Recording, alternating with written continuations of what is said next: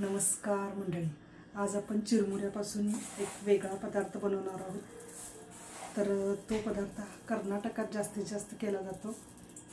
तर त्याला म्हणतात सुशिला चिवडा किंवा सुशिला पोहे। तर कसे बनवायचे सुशिला चिवडा किंवा पोहे ते आपण पाहू। त्यासाठी साहित्य पहा। एक मोठा कांदा चिरलेला आहे, तो 1 वाटी झालेला आहे। अर्धी वाटी फुटाण्याची डाळ घेतलेली आहे, अर्धी वाटी भाजलेले शेंगदाणे, अर्धी वाटी कोथिंबीर बारीक चिरलेली, अर्धी वाटी लाल टोमॅटो बारीक चिरलेला, मिरच्या गरजेनुसार घ्यायच्या आहेत, तिखटानुसार आपल्या। मी 4 मिरच्या हिरव्या घेतलेल्या आहेत बारीक चिरून।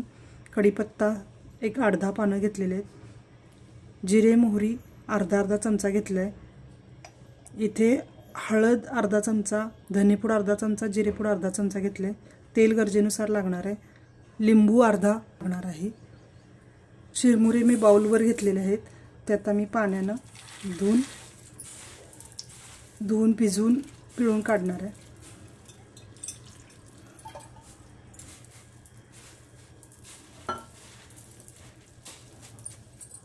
चिरमुरे जास्त भिजवायचे नाहीत, 1-2-3 मिनिटं झालेले आहेत। तर आता ते पिळून काढायचे आहेत आपल्याला।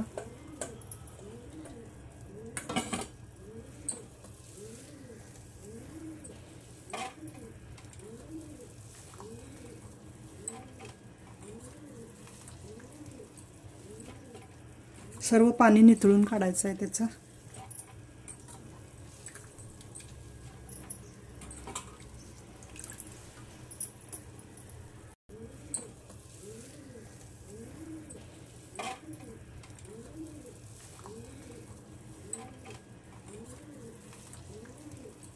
असे चिरमुरे पिळून काढले।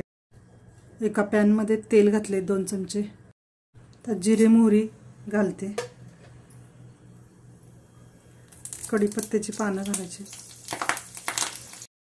कांदा घालते, मिरच्या घालते, टोमॅटो घालते, शेंगदाणे घालते, कोथिंबीर घालते, आता हळद धने जिरे पूड घालते। त्यानंतर हे चिरमुरे पिळलेले घालते।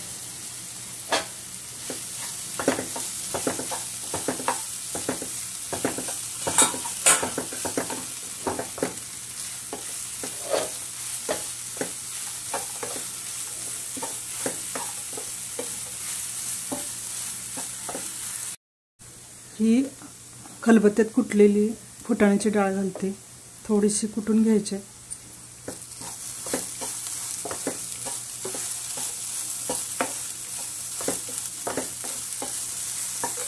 त्याच्यावर अर्धा लिंबू पिळते,